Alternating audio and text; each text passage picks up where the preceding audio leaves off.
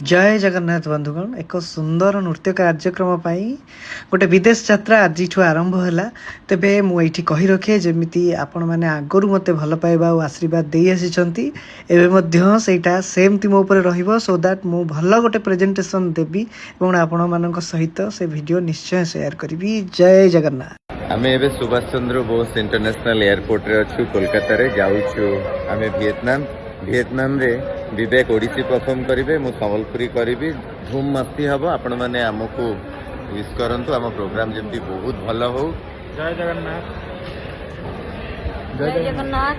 विवेक भाई संग्राम में अच्छु। जय Jagannath. We request you to please remain seated until the seatbelt sign has been switched off. Please be careful while opening the overhead bins, as items may have moved during the flight. Dear friends, we are ready to fly.